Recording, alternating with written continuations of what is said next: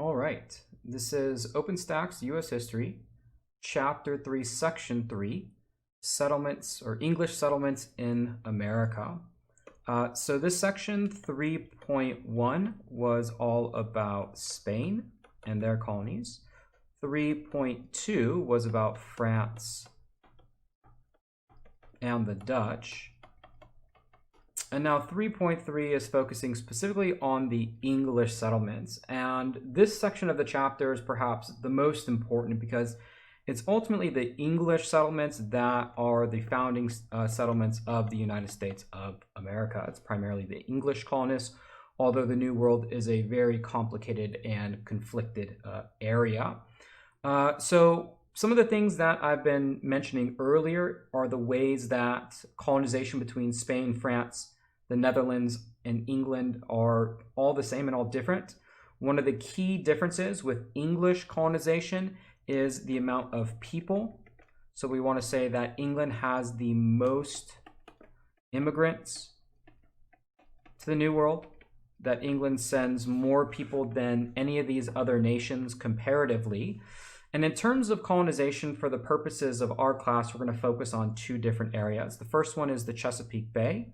That is this area. Let me get a different color to make it a little bit more clear. Let's go with brown. The Chesapeake Bay, which is right in here. And the second one is New England, which is this area above here. So these are geographically the two areas that we want to focus on. It might also be worth mentioning that the English also have colonies in the West Indies or the Caribbean. Right, West, I guess I forgot Indies here. And that would be those islands located, around this area. We're speaking about Jamaica, Barbados, but we don't really look at those or that area as much. So looking at English colonization, we want to compare and contrast the differences between the Chesapeake colonies, which are primarily motivated. So we look at Virginia and Maryland. Those are our Chesapeake colonies, because again, we call them the Chesapeake colonies because this right here, this body of water, that is the Chesapeake Bay. So Virginia and Maryland are located around that area.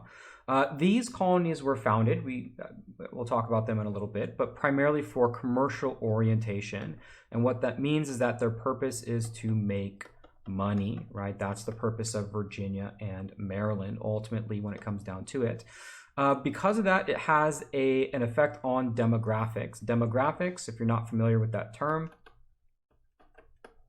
demographic, we'll write it over here, that equals population. So what does the population look like in this area? And for the commercially oriented colonies of Virginia and Maryland, it means few women. We're speaking mostly about young men that go to these colonies, has sort of an imbalance in terms of the sex ratio, et cetera, et cetera.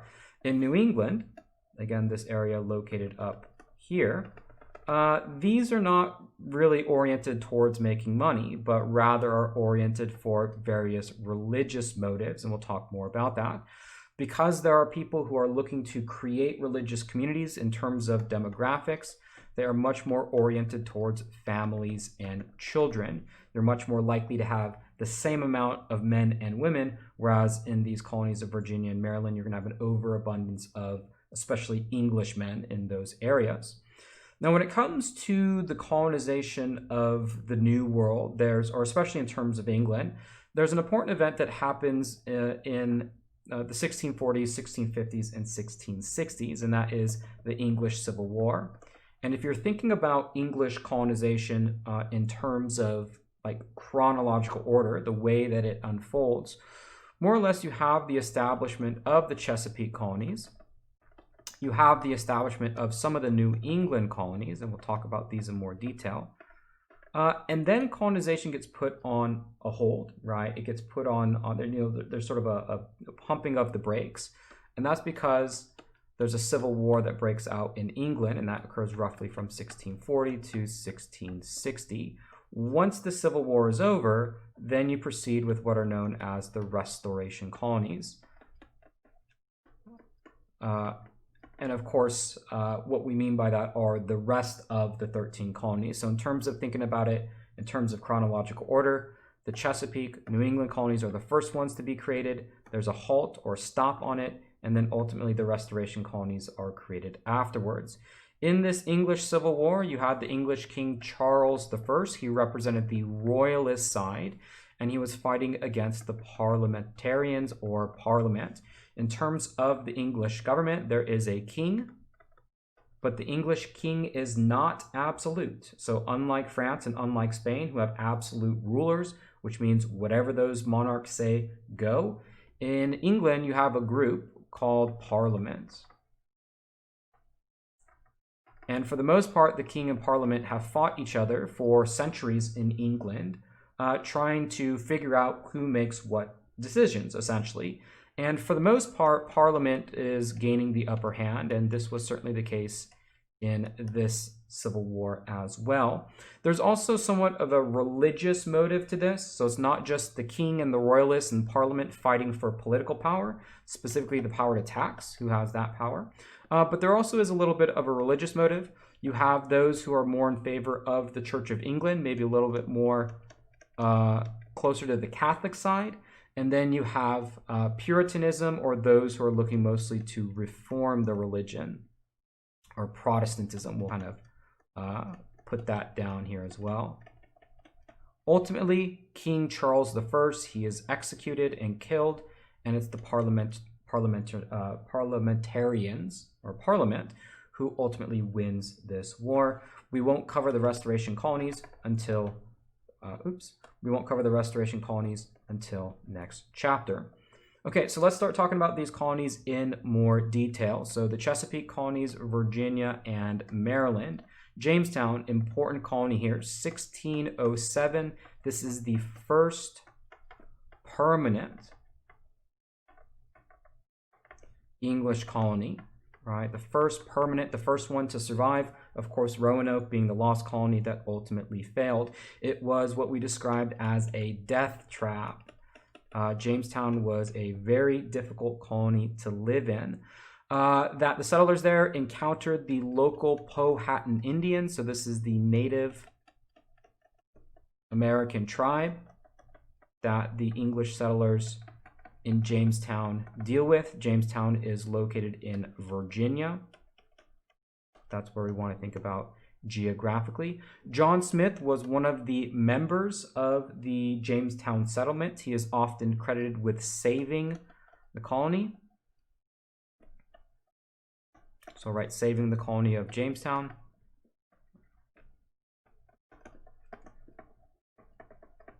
Famously stating that those who don't work, right, do not eat, right? So in order to eat, you must work. And this was, of course, a lot of English settlers that were not accustomed to working. They didn't really want to get their hands dirty.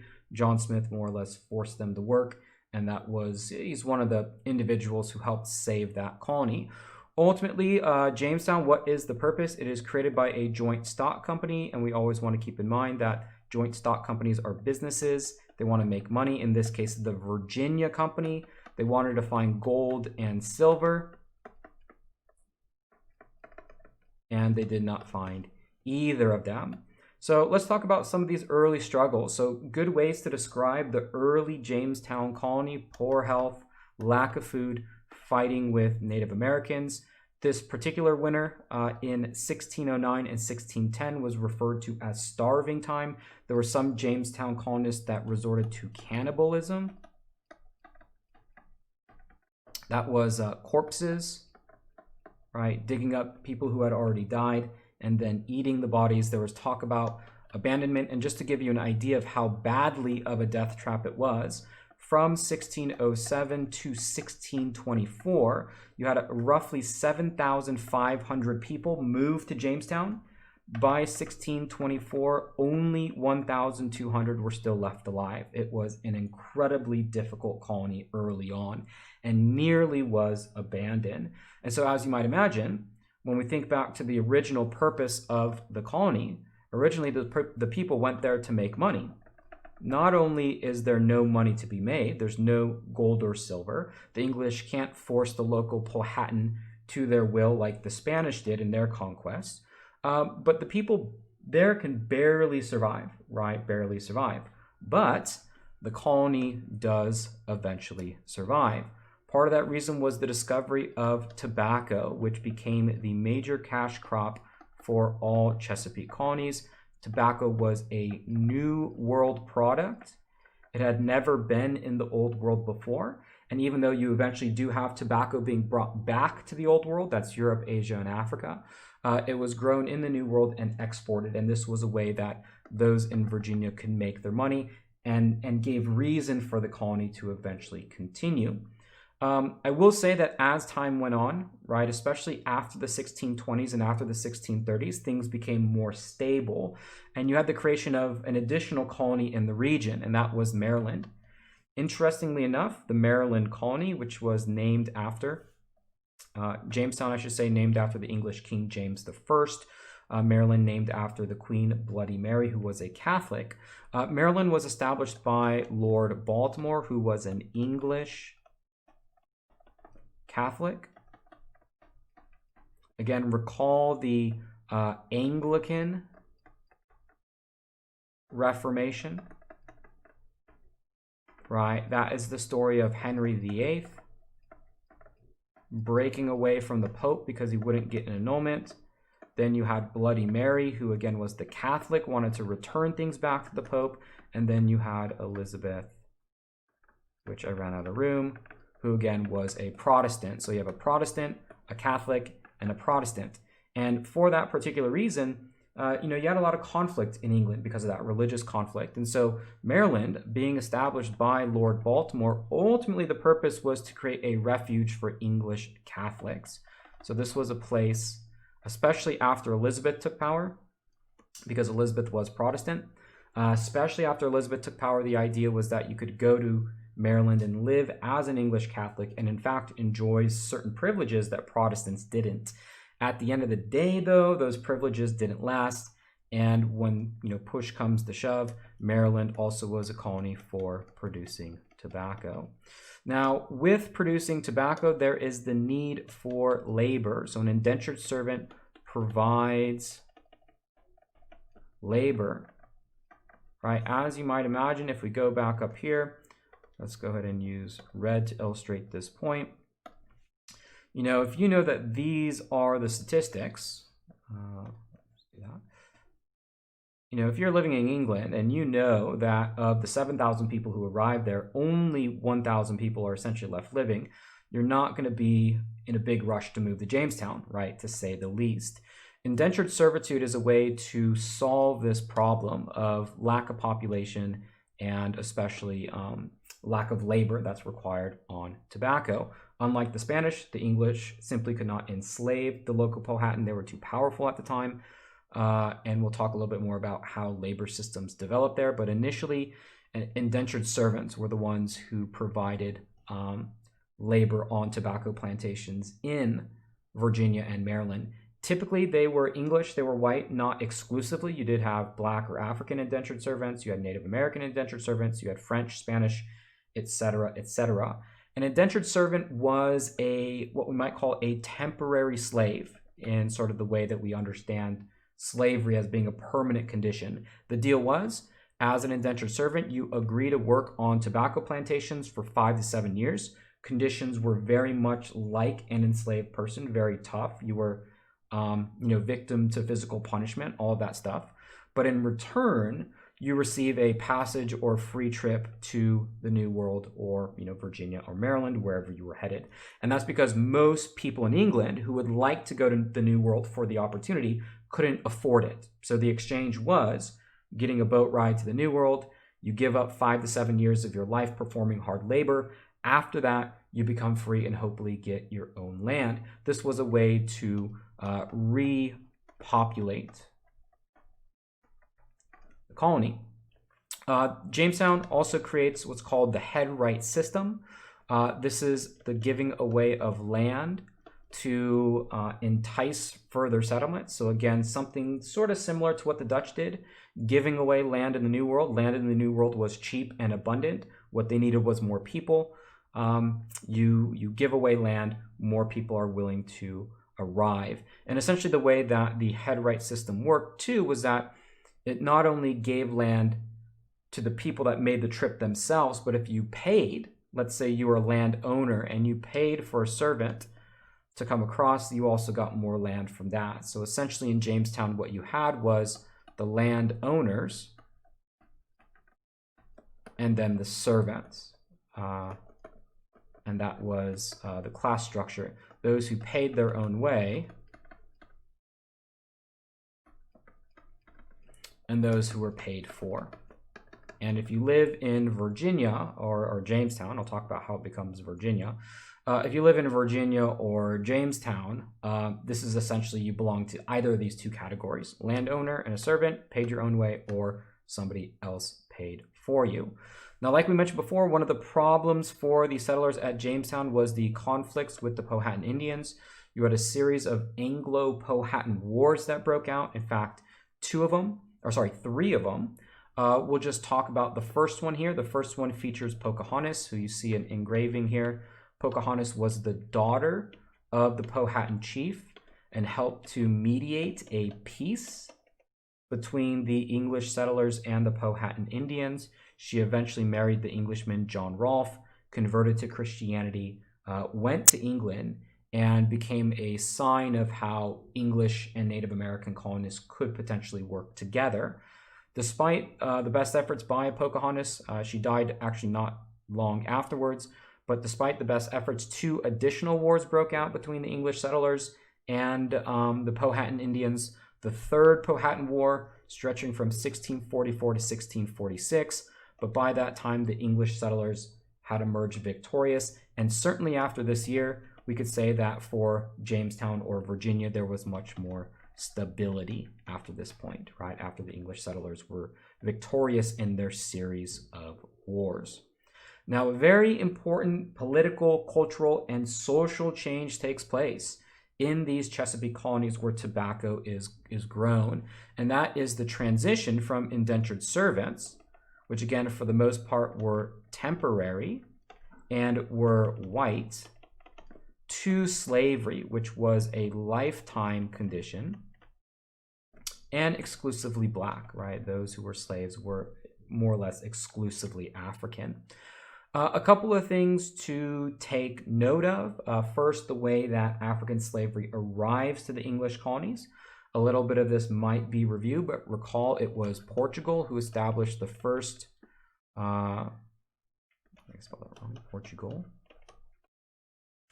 who established the first trading posts in Western Africa. Some of the first African slaves arrived on Portuguese ships working on sugar plantations in the Caribbean and Brazil. In the 1600s, the Dutch had taken over the Atlantic slave trade, and a little bit later in the 1700s, it was the English who eventually took it over. The first African slaves in the English realm were in the same area as we mentioned before, and that was the Caribbean, West Indies. The English had specifically sugar colonies of Barbados and Jamaica, and sugar again was the crop by which slavery came to the New World, right? And especially these colonies here in places like Jamaica, Barbados, the French colony of Haiti, the Spanish colony of Cuba, to a lesser extent, or Hispaniola. These were colonies that were exclusively for making money, and demographically were something like 10-to-1 slave to free ratio, where that's not really the case for the colonies in North America. The very first African slaves arrived in the English colonies of North America in 1619, and so that's become maybe one of those dates that you want to remember, because again, this is the first, we'll say first African slaves to a North American English colony. And because the transatlantic slave trade was already, underway by 1607, recall that's 100 years after Christopher Columbus, discovered the New World. The first African slaves arrived in Virginia, likely from the Caribbean, not from Africa itself, aboard a Dutch ship, right? Aboard a Dutch ship. Now, a very important event that marks this transition from servitude to slavery is Bacon's Rebellion. It's one of these events in the early English colonies that have a great sort of impact on shaping the development of the colony. Nathaniel Bacon and William Berkeley, these were the two polar opposites of this rebellion. The rebellion, as you might imagine, like I mentioned before, you only have two classes of people in Virginia, is between the landowners, right? Those who owe the land. This is represented by Governor Berkeley. I don't know if there's another E in here. And the indentured servants, which are represented by Bacon, right? So those are the two sides in this rebellion, right? Berkeley, landowners, Bacon, servants. So in this struggle, actually I'll go ahead and explain this just real quick because we want to refer to it as Virginia at this point. So in the 1620s, the Joint Stock Company, let's go back. Where do we got the Joint Stock Company? Here we go. The Joint Stock Company that created the Jamestown colony was called the Virginia Company. They went bankrupt, right? They could not make any money. And for that reason, then the king took over the colony. So it became a royal colony after that, because there are still people living there, and they renamed it to,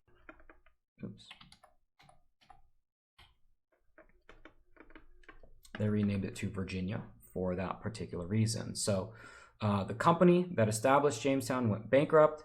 Because it went bankrupt, the king took over, turned into what we call a royal colony, and then it went by the name of Virginia, named after Elizabeth I, who is considered to be the Virgin Queen. So we'll refer to Jamestown as Virginia from now on, because that's essentially what we're referring to. All right, so back to Bacon's Rebellion. So you have this clash between land owners on the one hand, represented by Berkeley, and then you have the servants. Some of these servants are already over with their labor contract, so they're free. Some of them are still working in their labor contract, etc., etc. But in Virginia, there is also one other group that comes into play here, and that is Native Americans. And initially, the conflict is between Native Americans and the servant class. Essentially what the servants want, and Bacon, again, we're going to put Bacon in this category. Essentially what they want from the Native Americans is land. And so they go to their government, they go to the landowners, they go to William Berkeley, they ask for a war against Native Americans, and essentially the landowners say no. And so that initiates this rebellion between servants and the landowners, again, concerning Native Americans and the frontier. The result is a lot of destruction. Jamestown is burned to the ground. Governor Berkeley flees. Nathaniel Bacon, the leader of the rebellion, eventually dies. He dies of sickness. And those who were responsible for the rebellion when it's over are executed. So half of Jamestown was burned down. There was chaos. Professional British troops had to be sent in. But what are the consequences? Well, the consequences are this, is that indentured servitude is replaced by black slavery in the aftermath. And mostly it was the landowning class who feared the servants. And so rather than recreating the potential for another rebellion by creating this servant class, instead servants were replaced by slaves, a system in Virginia that divided class by wealth, right? You have the rich and the poor, now was divided by race, white versus black. That if you're white in Virginia, laws were passed so that they were favorable towards you. And this new society based on race, we sometimes call it a racial caste. Caste simply kind of means the way that society is organized. We use this term social pyramid before to describe society. You can think of it that way. So the landowning class, fearing that another rebellion could break out, essentially replaced servants with permanent African slaves who would never have the conditions essentially to revolt in the same way that Bacon did. And this was an important step. And so especially after the 1680s, it becomes very clear that slavery and this racial caste system both go hand in hand. And these types of laws are then passed throughout more or less all of the money-making colonies for essentially for England. So important there. And of course, this photo here is showing you a tobacco plantation in which African slaves are working. So that helped accelerate it. So you could say early 1600s, most of those growing tobacco in the English colonies of North America were servants. Certainly by the 1700s, they're becoming increasingly replaced by African slaves. By the American Revolution, those who are working on the tobacco plantations are almost exclusively African slaves and are in their condition for their entire lives, and they inherit it from their mothers, which was something that was not necessarily the case in slavery practice in other areas of the world. So that is the Chesapeake, Virginia, Maryland, tobacco plantations for money, demographics, etc., etc. Now, let us go ahead and compare it with New England. Some of the very first groups of people to colonize New England were the Puritans. This was a religious group.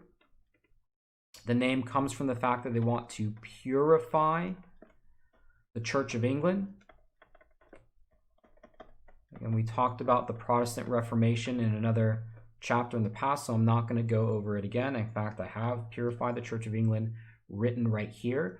The leaders of the Puritans are learned ministers. These are those who are educated.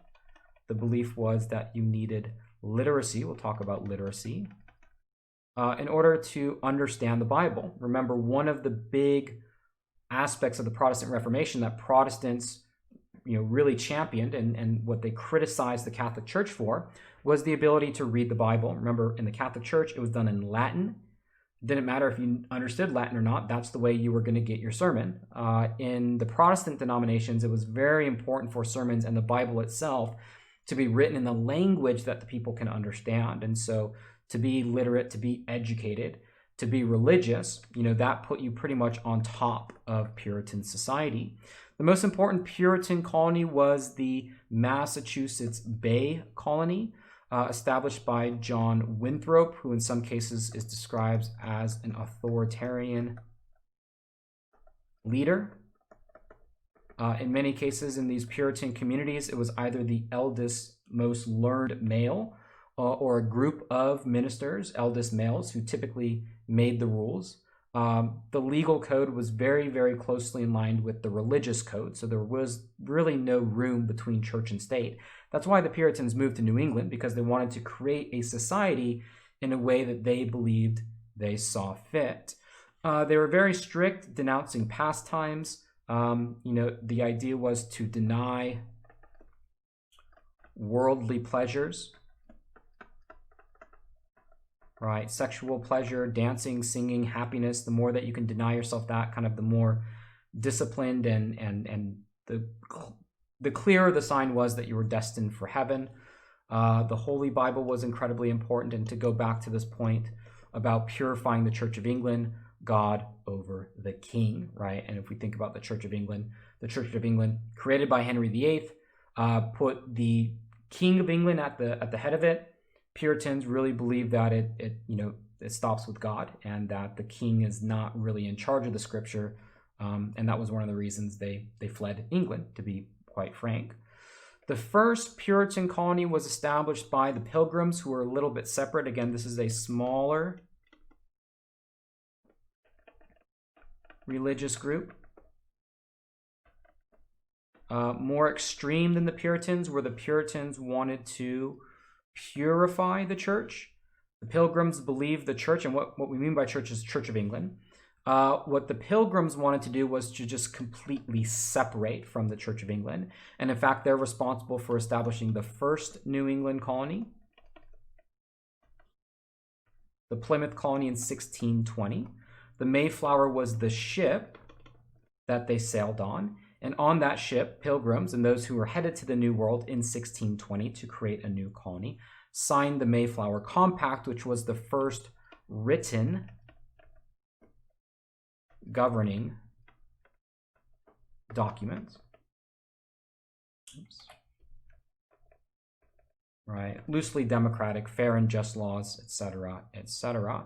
These images here that you see pictured here, this is the seal of the Massachusetts Bay Colony. This is a picture of John Winthrop, the early leader of that colony.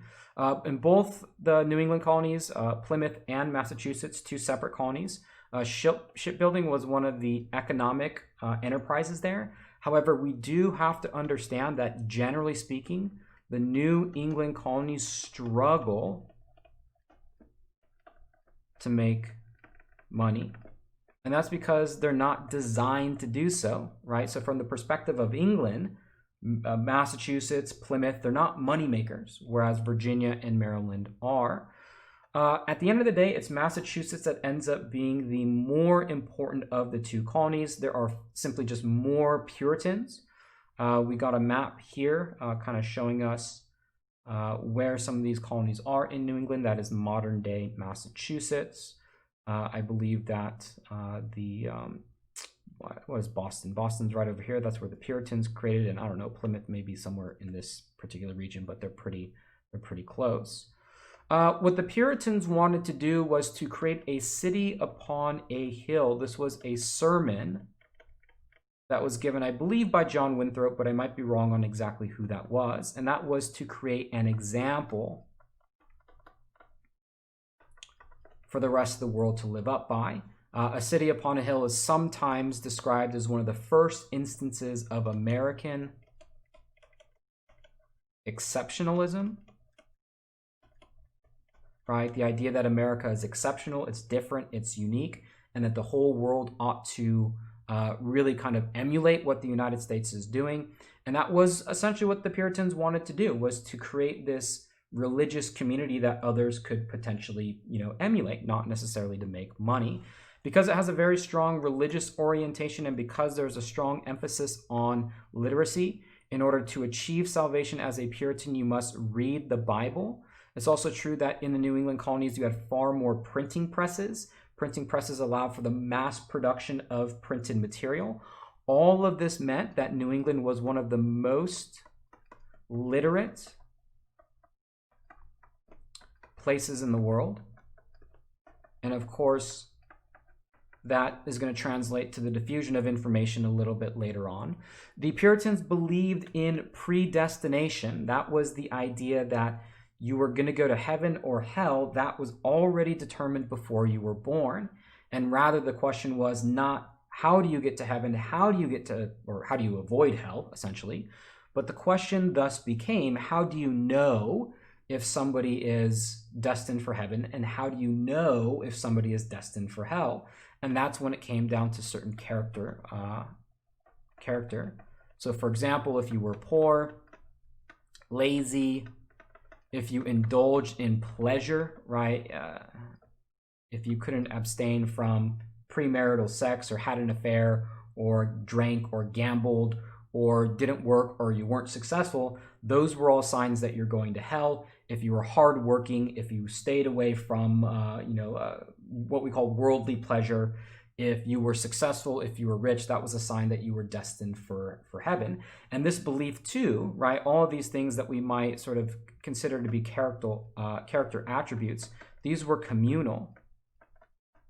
So, if you had one person in your community who, exhibited these characteristics, they were lazy, always engaging in pleasure, et cetera, that could be a sign that your entire community was destined for hell. And that was one of the reasons why the Puritans left England, because they believed there was too much, the religion wasn't being practiced in the proper way. It was very difficult to become a Puritan. You had to provide a conversion narrative. Yes, the Puritans, to a much lesser extent, looked for converts, not as much as Catholics, right? However, to become a Puritan, you really had to prove yourself to the educated ministry. That was very hard to do. Because of that, the number of Puritans, because they were so strict and because it required a conversion narrative, the number of Puritans eventually dwindled over time. Initially, in the early years, Massachusetts is the most populated colony. By the time of the American Revolution, that's not true, and a lot of that has to do with some of the ways that the Puritan Church was, very strict and very difficult to become a member. We should also note, and this might be maybe the most important aspect of the Puritans, is their religious intolerance. It was very much my way or highway system, right? You either did everything that the Puritan religious leaders required you to do, or you left the colony. And two examples were Roger Williams and Anne Hutchinson, both of which spoke out against kind of the typical Puritan belief system. Roger Williams was somebody who believed more in tolerance, and so he was banished, and instead he created the colony of Rhode Island. And Rhode Island became known as an especially religiously tolerant colony within England. Anne Hutchinson, who was a woman, spoke out against the Puritan leadership, and she also too was exiled. She eventually made her way to Rhode Island, where there was a little bit more in terms of freedom to share certain religious beliefs. And the Puritans also believed in a very strong connection between the physical and the physical and natural worlds. The most infamous instance of this being the Salem witch trials. By the 1690s, not only were the Puritans losing members, a number of people had been exiled from the colony for preaching different messages and values.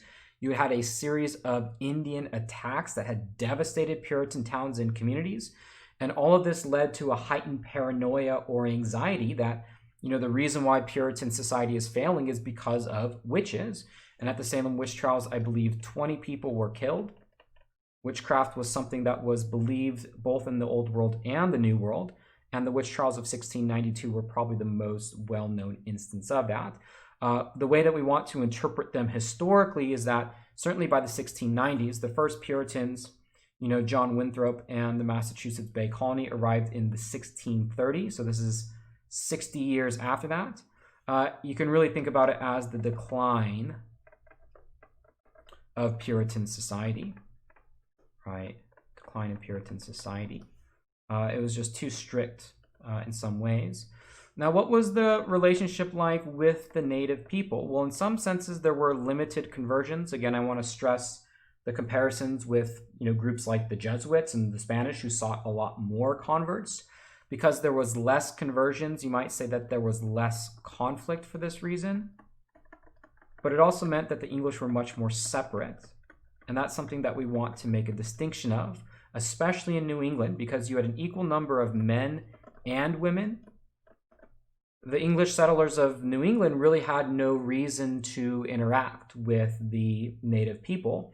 At least in the case of Virginia, in the case of Spain, in the case of the French, you had a lot of intermarriage going on in those areas. Not really here. In English New England, much more segregation in terms of those two demographics. There were some important conflicts, and this is a similarity that you want to draw on between all English colonies, is that they all come into conflict with native peoples. Two conflicts in particular, the Pequot and King Philip's War, or Metacom. These are two different conflicts. The Pequots, located right here. This was initially a settler victory. King Philip's War was a much more deadly conflict. Metacom, who was the Indian or Native American leader,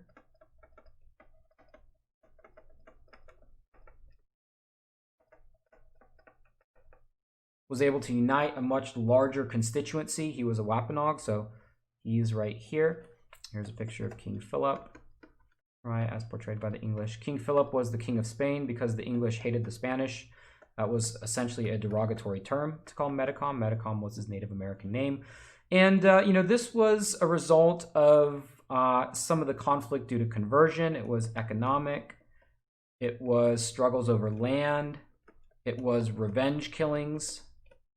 I mean, a lot of these things escalated by revenge killings. And, one last point that I want to make about these types of conflicts in particular, especially these early conflicts between European settlers and Native Americans, is that these conflicts are not just soldier versus soldier. They're not wars. They are men, women, children, and elderly that are being killed on all sides.